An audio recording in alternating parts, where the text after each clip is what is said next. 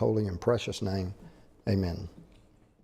Okay, we're in Acts chapter 24. You recall beginning in 23, where Paul is, actually chapter 22, where Paul is seized in the temple. We see the beginning and really the fruition of the prophecy of Agabus from chapter 21, in which he said the Jews would bind this man and deliver him to the Gentiles. And once Paul entered Roman custody at the conclusion of that riot in the temple compound, he was from that point on in the hands of the Gentiles, never to more be subjected to the Jews and the Sanhedrin, but to be judged by Roman leaders, even all the way up to Nero. We also noticed really, and as one commentator pointed out, that every time Paul appeared before a Roman official, he was always found really to be innocent or not guilty. Now that doesn't mean they let him go, maybe for political or convenience sake, but certainly was never found guilty of anything worthy of, as the text says later on, bonds or death. But then we noticed that after the tribune or commander found out that Paul was a Roman citizen, he still didn't really understand what he was being accused of, so he decided to take him back to the Sanhedrin, or before them in chapter 23, to maybe get a little more information along those lines. But that turned into a fiasco when Paul got the Sadducees and the Pharisees into a big fight. And so once again, he had to remove Paul from that situation. And then after this conspiracy was made between the 40 men that were going to ambush and kill him, the commander then escorted him overnight with an overwhelming show of force to Caesarea, where the Roman governor was, and bound him over into the custody of Felix. Felix, after reading the letter from Claudius Lysias, decided, even though he was from Cilicia, apparently you didn't have to be tried if you were Cilician in that province. And so he said, well, I'll take care of it when your accusers come. And so he was left in Herod's palace under guard. That got us to chapter 24, where it says, and we had just got into the beginning of chapter 24, after 5 days, Ananias the high priest, this is the same Ananias we've been talking about all along. As one commentator said, he was a thug on the bench, unscrupulous, as most Sadducees were, all about the power and the money. And so he comes down with the elders and a certain, the New King James says orator, but later translations, a good translation of that is attorney or lawyer, named Tertullus, in order to give evidence, proper legal charges against Paul. And as we mentioned last week, I think as one commentator I was reading said, you always wonder what happened to the 40 guys. Did they ever eat anything again? But I suspect they did, because remember they said they weren't going to eat or drink until they killed Paul, and that ended up being a long time. So let's pick up then again in verse 2, and let's read this section again. We were talking about it last week when we left off. This Tertullus begins with this really ostentatious, over-the-top introduction and praise of Felix, which was wholly unwarranted, frankly, based on Felix's character. And when he was called upon, Tertullus began his accusation, saying, in verse 2, seeing that through you we enjoy great peace and prosperity is being brought to this nation by your foresight, we accept it always and in all places, most noble Felix, with all thankfulness. Nevertheless, not to be tedious to you any further, I beg you to hear by your courtesy, I think the King James says clemency, graciousness, or kindness would be good translations, by your courtesy, a few words from us. So at some point, I don't know, maybe he could see even in Felix's face that this was a little over the top and it's time to move on. For we have found this man and this is frankly an outstanding translation here in the New King James, we have found this man a plague. The King James says pestilent fellow, but this Greek word is literally pestilence. And so one that brings a pestilence. What's a pestilence? It's an infectious disease, right? So you could say he's a pest, but to me, or a troublemaker, but to me the word pest in our English vocabulary nowadays doesn't really carry the full thought. If I think of a pest, I think of somebody that's really not very, that's not a threat. I think of a gnat or a fly as a pest. But these guys literally call Paul a plague. This guy is a plague on society. Now, if you read in the paper today that some guy out here running around on 240 shooting people is a plague, now that's what I think of. He's a plague on society. And that's the way they describe Paul. A creator of dissension, they say, or insurrection, literally. There's another one of those words that gets thrown around a lot today. I don't think people today know what an insurrection is, frankly. But a creator of insurrection among all the Jews throughout the world, and a ringleader. Now, why would Tertullus use phrases like this? Why would he use phrases like insurrection, ringleader, troublemaker? Yeah, because that's one thing the Romans didn't put up with and would not put up with, was any kind of hint of rebellion or trouble in the empire. I mean, that brought down the hammer from the Roman government. And these Roman procurators and governors, that was, mainly their job was to keep the peace, keep order.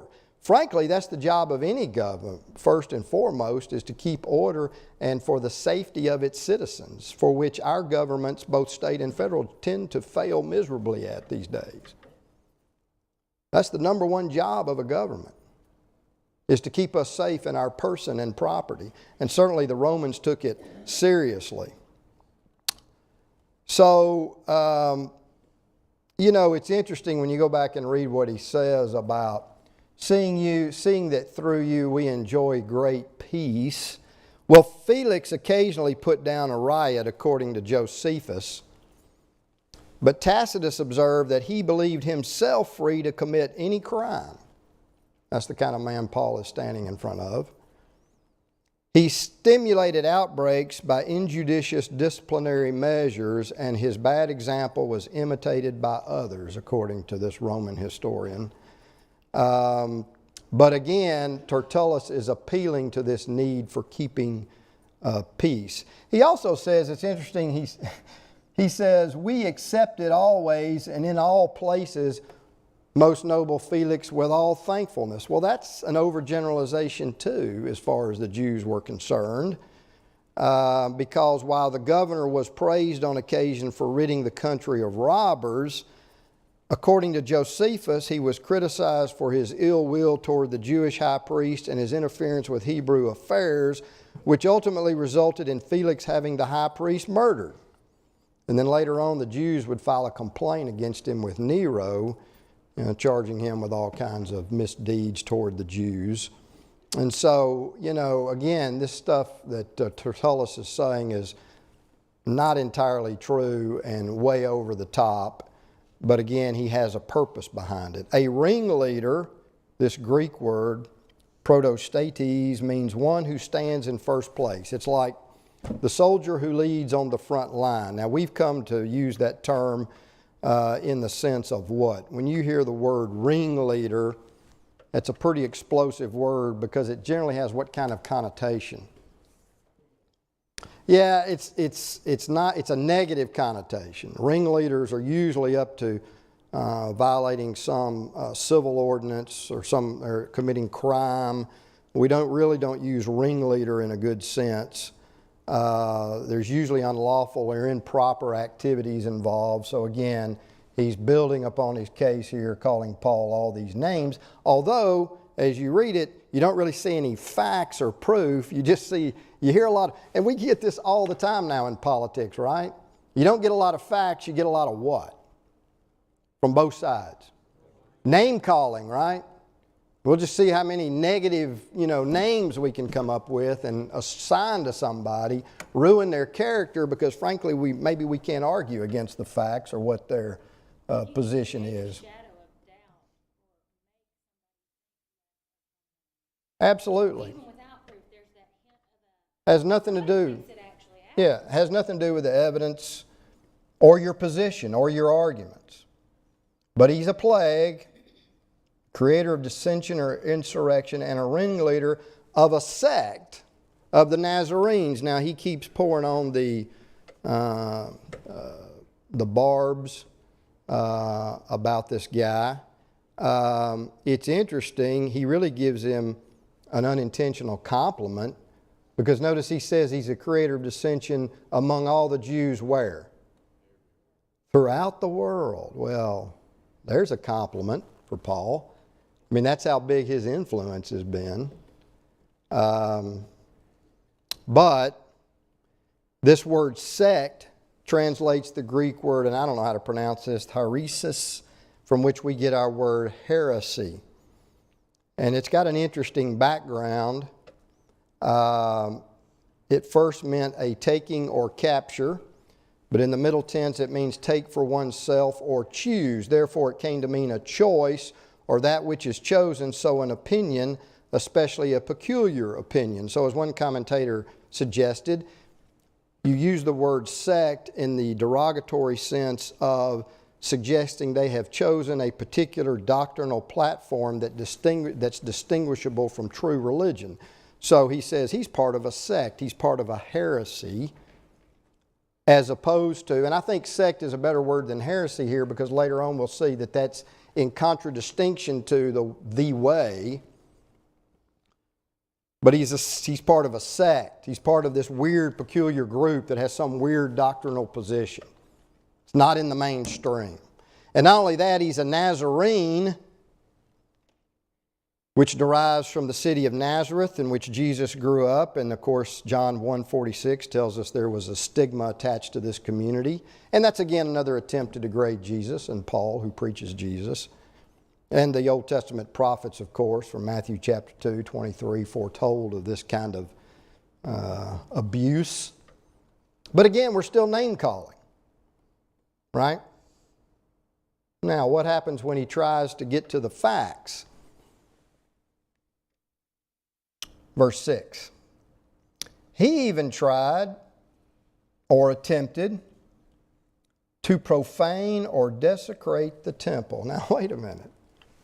What was the charge back in Jerusalem when they first arrested him, or they were first beating the tar out of him before he was rescued by the Romans? What did they say he had done? Brought Gentiles into that part of the temple compound where only Jews could go. Well, first of all, we noticed that they had seen him with one Gentile, Trophimus, in the city. That somehow became, he brought Gentiles, plural, into a forbidden part of the temple compound. Now, he's not even accusing him of doing that. What's he accusing him of? He didn't accuse him here of taking them into the temple compound. What did he accuse him of? We charge people with this all the time. Not this particular crime, but the word that he uses. Attempting to. He didn't murder anybody. We're charging him with attempted murder. He didn't rob anybody. It was attempted robbery. He tried to do it, but he wasn't able to carry it out. So here we've gone from he took Gentiles into the temple based upon seeing him with one in the city to now it's just an attempted charge. He didn't even really do it. I mean, that's what we're down to on the charges. So every time these guys open their mouth, they lie. Yeah.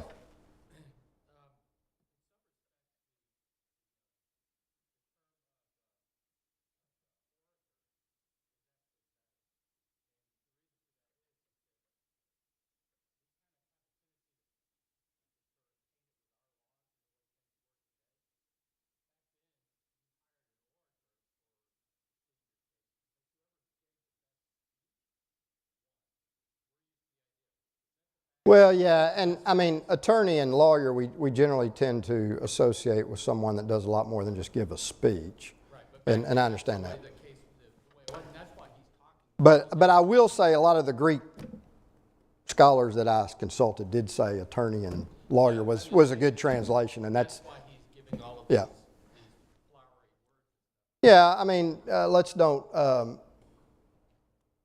don't confuse things with the facts, right? I mean, that's his job. And to some extent, I guess even some today see that as their job. Well, I know they do. That's why people have spokesmen and all kinds of media departments putting out things. So he attempted to profane or desecrate the temple, and we seized him, wanted to judge him according to our law. But the commander Lysias came by and with great violence took him out of our hands. Well, I guess that's true to some extent. Commanding his accusers to come to you. By examining him yourself, you may ascertain all these things of which we accuse him. And the Jews also assented, or they confirmed, or they backed him up, maintaining that these things were so. It's interesting to me also, as you mentioned him being an expert orator, if you go back up where he says, I don't want to be tedious to you any further. And therefore, by your kindness or graciousness or courtesy, I just want to hear a few words. In other words, I'm going to be brief. I think there could also be kind of a sly indication that, hey, I'm going to be brief because really this is a open and shut case. You don't have to spend a lot of time on this. I'm not going to spend a lot of time on this because you don't have to spend a lot of time on this. Just render your decision. Let's take care of this guy and let's be done with it. And of course, he's still hammering home this rebellion and insurrection because frankly, even though the Romans didn't care so much about Jewish law, they had given the Jews the power and authority to execute those that violated the temple law. So I guess in that sense it was a slap at Rome in a roundabout way. Now verse 7 is actually really about verse 6b through about 8a is missing in some older Greek manuscripts, so not every translation has them. But, I mean, the fact of the matter is that is what happened. The commander came and took him out of their hands and so forth. And so you get down, some would pick up after the first, in other words, it would read like this: he even tried to profane the temple and we seized him. And then you would drop down to, by examining him yourself, you may ascertain all these things of which we accuse him. And the Jews also assented, maintaining that these things were so. Well, it's possible, like many orations and speeches in the New Testament, and frankly throughout the biblical text, it's certainly possible that this is an abbreviated account on the part of Luke in his record. I mean, there might have been more said. We don't know, but it doesn't matter. We're given what we need to know, or at least what the Holy Spirit decided we need to know. So let's pick up with verse 10 as Paul gives his defense. And remember what I said earlier a couple of weeks ago. I like what one commentator said. If it wasn't for the Jews harassing Paul, we wouldn't have all these great defenses, all these great speeches that Paul made in the book of Acts. And so we begin with verse 10. Let's read down through about 21. Then Paul, after the governor had nodded to him to speak, answered. I think that word answered is a form of that word apologia. Inasmuch as I know that you have been for many years a judge of this nation. And which is kind of interesting in and of itself because Roman officials generally didn't rule that long. I mean, they kind of came and went. And at this time, Felix had been procurator for about 7 years. So that actually is quite a long time for a Roman procurator. Man, I can't say that now. Just forget it. A Roman governor during that time. I do the more cheerfully answer for myself. and that's always the amazing thing about Paul. I mean, just stop with that statement. He's beaten, he's arrested, he's almost flogged. He then has to be taken to Caesarea, where he's still in jail. And now he's got these guys continuing to hammer him with all these false charges. And what does he say about his disposition or attitude here? I do the more cheerfully answer for myself. I mean, the guy is unbelievable. His attitude. I'm sure it helped when he spent that anxious night in Jerusalem, and who appeared to him and stood by him, it says. Jesus appeared to him and said, hey, don't worry. You're not dying in this city because you're going to be my witness in Rome as well. And then we saw that passage later on where Paul said that even when he was in Rome, everybody forsook him, but who stood by him? Jesus did. The Lord did. I do the more cheerfully answer for myself because you may ascertain that it is no more than 12 days. Now, if you do the math, since I went up to Jerusalem to worship, if you do the math, he only got to Jerusalem about 2 weeks ago. So what's his point? He said, look, it was only 12, and 5 days I've been here. So have I really had enough time to cause all this trouble that they're saying I caused? I just got there about 2 weeks ago. I was there a couple of days. I've been here for 5 days. Look at the facts, Felix.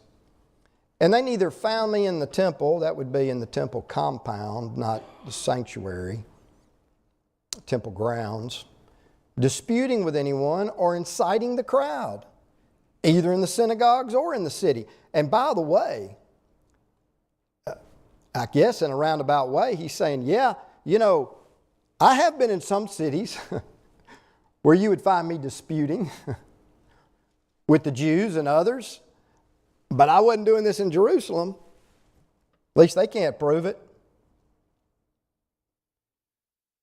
Now nor can they prove the things of which they now accuse me. But this I confess to you, that according to the way, which they call a sect, so I worship the God of my fathers, believing all things which are written in the law and in the prophets. I have hope in God, which they themselves also accept, that there will be a resurrection of the dead, both of the just and the unjust.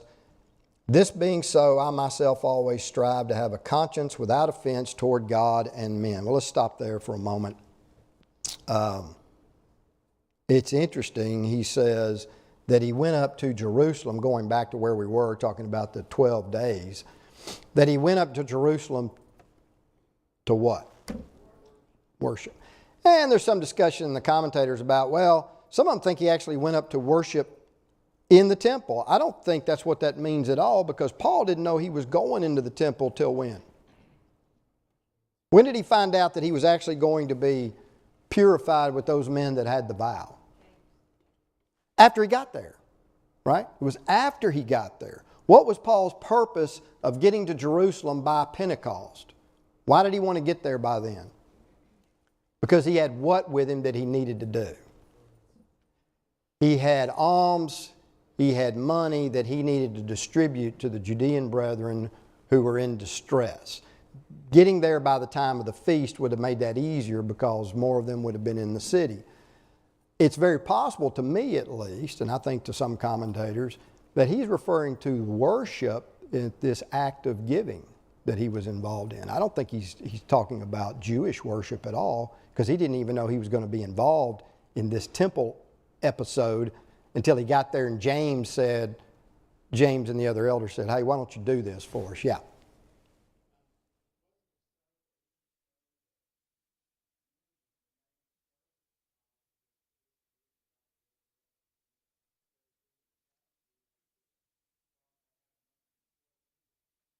Yeah, but that wasn't really the reason for the riot.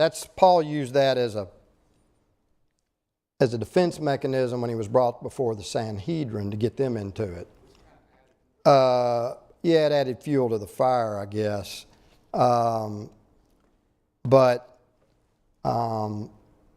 the main reason, of course, was you just had some Jews from Asia that made the wrong assumptions because they didn't like Paul. I think the other thing we need to note here, too, is it says he went up to Jerusalem to worship. It reminds me of Abraham when he said to his servants, what? The lad and I will do what? We will go yonder and worship and return to thee. Now, every few years we get this concept we deal with of all of life is worship. All of life is not worship. That's not to say you can't have a reverential attitude in all the things that you do. But worship's more than just an attitude. Worship is an action. And the Bible explicitly states that worship involves activity and action. Abraham said, I go yonder. I'm actually going over there to worship, at which time I will start my worship, at which point I will end my worship, and at which point what? I will return to you. Paul says, I went up to Jerusalem to do what? To worship. Well, were you worshiping on your way to Jerusalem? No, not necessarily. I might have stopped and worshiped along the way. I think the Bible's pretty clear on that, and it's the way it's worded. And they neither found me in the temple disputing, although that certainly wasn't uncommon with him. But he had actually gone the extra mile, as we say, to placate the Jews. I mean, the whole reason he was in there was so they would know that he's not an enemy of the old law.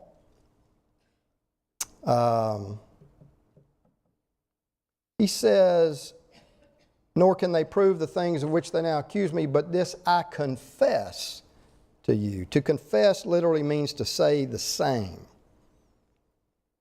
Paul's testimony conforms to the facts, and he confesses that according to, notice, the way, and that's correct there in your Bible, way should be capitalized. And you have a definite article, the way. Paul never backs off from the idea that Christianity is an exclusive system. Christianity is the only way. Jesus Christ is the only. In fact, Jesus said, I am the way, the truth, the life. He's the only way to get to God on a favorable basis. No other system can do it for us. It doesn't matter what people say on TV. We're all going the same place, except for different ways. There is the way, one way, only way. And they call it a sect, but it's not. Because the Old Testament and the New Testament, there's no friction there between the two. I worship the God of my fathers, believing all things which are written in the law and the prophets. That's the Old Testament. It's consistent with the New. I'm not a law hater. In fact, I identify with the same hope which my forefathers had and still have, that there will be a resurrection of the dead, both of the just and the unjust. Please notice that the resurrection of the dead involves the just and the unjust at the same time. Not at different times. Not 7 years apart or whatever. Same time. Now, the Old Testament doesn't talk about the resurrection obviously as much as the New, but it talks about it. Job expressed hope in the resurrection, did he not? I'll see him one day. Abraham, according to Hebrews chapter 11, believed what? That if he killed Isaac, what would happen? God would raise him from the dead. You go to Daniel, we studied Daniel not too long ago, chapter 12. Talks about an awakening, a resurrection of the dead. So it's talked about. But obviously it's fleshed out in much more detail in the New Testament, culminating in 1 Corinthians chapter 15. This being so, I myself always, notice he says strive. The King James says exercise, and that's actually the word means to exert oneself. So translations use different terms here. Take pains, do my best, strive. He says, I'm making some kind of effort here to have a conscience without offense toward God or men. My conscience is clear. I'm blameless. Now, Paul is not saying he's sinlessly perfect, right? He knows better than that. But he says, I do my best not to violate my conscience, and however my conscience has been trained or taught, then my behavior, my activity is consistent with that. So even when he persecuted Christians, he could say he did so with a clear conscience because he actually believed he was doing the will of God.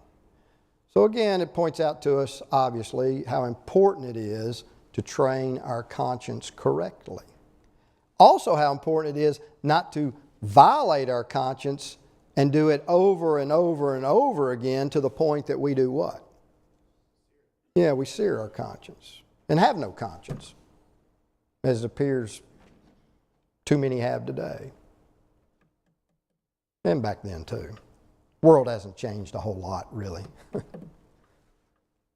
It's changed for the better because of Christianity, but there's still a lot of evil people in the world. In fact, the numbers probably tell you there's more because we got more people. So, now after many years, he said, let's read verses 17 through 21. By the way, it's been at least 4 or 5 years since he's been to Jerusalem. Now after many years I came to bring alms and offerings to my nation, in the midst of which some Jews from Asia found me purified in the temple, neither with a mob nor with tumult. They ought to have been here before you to object if they had anything against me. By the way, that's Roman law, and it's our law today. I have a right to face my what? Accusers, face to face. Or else let those who are here themselves say if they found any wrongdoing in me while I stood before the council. Unless it is for this one statement which I cried out standing among them concerning the resurrection of the dead, I am being judged by you this day. Well, he says, look, I was on a trip of benevolence. I didn't come to Jerusalem to cause trouble. I was bringing a gift. And if he was bringing these alms to Jewish Christians, then he's telling the truth when he says, I bring it to my nation, because more than likely it also aided some Jews that needed help too. But he considers this act this gift an act of devotion. And then he focuses on the real culprits of the disturbance. These busybodies, as one commentator said, these missionaries of mischief, the Jews from Asia, found me purified in the temple. That's a passive participle of hagnizo. Hagnos, you're talking about holy, hagios. But in the Septuagint, this word is always used for ceremonial purification. And in this tense, it means completed action. So he says, I was ceremonially clean when they found me in the temple courts. Minding my own business, and actually cleansed from all my travels among the Gentiles. So where are my accusers? Let them tell you what they found. And by the way, I stood before the council. What did they find? Right? That first of all, the Jews from Asia aren't here. And now you've got the high priest and a few elders here. Well, what wrongdoing did they find when I stood before them? Let them tell you that. Except that I believe in the resurrection of the dead. Do you think Felix really cared about that? No. I mean, that wasn't really something the Romans wanted to get into. That's a religious issue, right? What's Felix concerned about again? Roman peace, yeah. He's concerned about troublemakers, not about religious issues. Well, it's not unusual for me to go to court these days. Well, I've been practicing law for over 30 years. It's not unusual for me to go to court anytime and have a judge do what with my case? No, not throw it out. I don't get my cases thrown out. What are you talking about?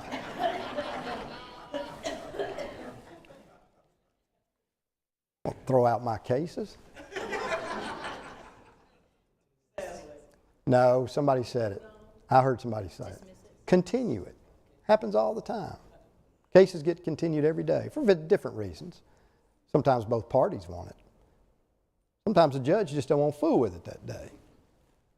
How many witnesses you got? We got 5 or 6 witnesses. How long is it going to take? It's going to take several hours. I don't have time for that today. I got to get my hair done or whatever, whoever the judge is. We're going to continue this case for 60 days, 90 days. It happens all the time. Cases get continued all the time. Well, Felix didn't want to deal with this case today, right? So the Bible says he adjourned the proceedings. He continued it. Verse 22, but when Felix heard these things, having more accurate knowledge of the way, he adjourned the proceedings and said, when Lysias the commander comes down, I will make a decision on your case. I wonder too if he thought, well, if I put it off a few days, these Jewish leaders they'll kind of lose interest and go back to Jerusalem, right? So he commanded the centurion to keep Paul and to let him have liberty, and told him not to forbid any of his friends to provide for or visit him. By the way, just as an aside, it's not a class on politics, but I did read a good article in a local paper, not the Commercial Appeal. It'd be hard to find a good article in there. But I read an article not too long ago where the commentator was talking about our overuse of the word in the United States of America, the overuse of the word freedom. Because freedom means to most Americans what? What does it really mean? License to do what I want. The framers of the Constitution generally didn't speak in terms of freedom. They used a Bible term. What word is that? Total different concept. Yes, the word we see here, liberty. Look it up and see the difference in connotation between liberty and freedom. But anyway, that's just an extra. You don't owe me anything for that or not. So, getting back to Paul and to Felix, he continues the case. First it says he had a more exact knowledge concerning the way. So apparently he wasn't totally ignorant of Christianity. And it makes you wonder, and I think probably, as some commentators have said, that he was probably aware that these charges against Paul were not founded on good law. But what does that reveal to us about Felix's character? If Felix knew, and we'll see more of it as we go along, but if Felix knew that these charges weren't well founded and yet left Paul in custody, what does that tell us about his character? He's pretty weak, right? Yeah, he's a politician. He's feeling pressure from the Jews, and he's weak. Well, no different from the governor who was in charge when Jesus was crucified, right? He knew Jesus was innocent, but again, bowed to political pressure. So, he says, I'm going to wait on additional information from Lysias. And so, basically what he does is, we like to say, he passed the buck. Or, better phrase maybe in this case is he kicked the can down the road, right? Just put it off. I don't have to deal with it today. And so we'll keep Paul under house arrest. He was kind of like a trustee. His basic needs could be accommodated by his friends and so forth. Verse 24, after some days when Felix came with his wife Drusilla, who was Jewish. Apparently, Felix didn't see Paul for a while, but sends for him with his wife. Drusilla, you got to love this background for this woman, was the great-granddaughter of Herod the Great, who murdered all the Bethlehem babies in an attempt to eliminate Christ. She was the great niece of Herod Antipas, who beheaded John the Baptizer, or Immerser. She was the daughter of Agrippa I, who killed James. Do you see a pattern here? This woman's family. And she was the sister of Herod Agrippa II and Bernice, who we'll later see. So she comes from a bloody household. She was about 6 years old, by the way, when her father killed James. Felix, and here's some more sordid details of these two. Felix had seduced Drusilla from her previous husband, Aziz, king of Emesa, when she was only 16 years of age. I don't know how old she was when she got married, but he stole her when she was 16. And by all accounts, she was extremely beautiful in physical appearance. Felix and Drusilla had a son who died, for you history buffs, during the eruption of Mount Vesuvius in AD 79, according to Josephus. So that's the kind of woman and couple that we're dealing with here. And so he sent for Paul and heard him concerning, what did he hear him concerning what? The faith in Christ, the gospel system. And I can tell you right now, if you talk to your denominational friends about the word faith, they have no concept. I know this for a fact, experience. They have no concept of the use of the word faith in the fact that it's used 3 or 4 different ways in the New Testament. When they see the word faith, it means to them what? Just mental assent that I believe that Jesus Christ is the Son of God. But over and over again throughout the New Testament, especially in the book of Acts, we see this definite article, the faith, referring to the gospel system, the doctrine itself. So Paul discusses the faith, its historical basis, the obligations it imposes, the promises that it makes, the warnings that it gives. It's the whole kit and caboodle. And so he's given an opportunity here. And so he reasons, indicating a protracted argument with them. Now, as he reasoned about righteousness, self-control, and the judgment to come, Felix was afraid and answered, "Go away for now. When I have a convenient time, I will call for you." Meanwhile, he also hoped that money would be given him by Paul that he might release him.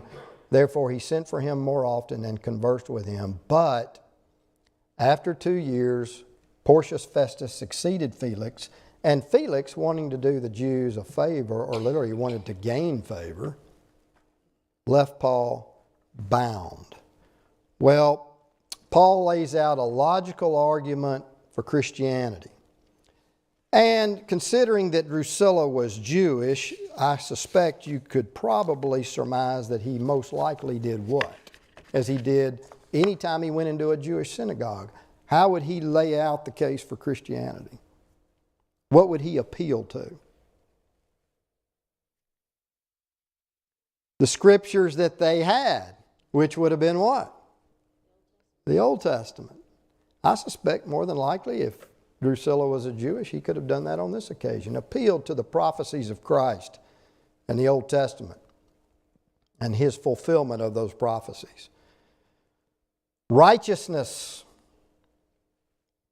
probably has to do with the reason Christ had to die for humanity, namely that God's justice would be satisfied and his mercy extended. Righteousness also implies the fact that there must be obedience, right? You want to be righteous, you have to live righteously. So you have to obey the commands of the Lord. There's obligations to fulfill to both God and men. Then he talks about self-control. This Greek word implies the exercise of rule over one's self. The opposite of unrestrained self-indulgence. But I'll leave you with this. In the New Testament, this usage is not just of personal discipline, but it suggests what? If I'm a self-controlled person and I'm self-restrained, I've also submitted myself to what? I'm no longer in control of myself. Who's in control of me? Yeah, my Lord is in control of me. I have submitted myself to his lordship. And so self-control in the New Testament is more than just self-discipline. But I'm no longer my own master. Now, how do you think that went over with these two? I mean, they've been living in adultery for who knows how long.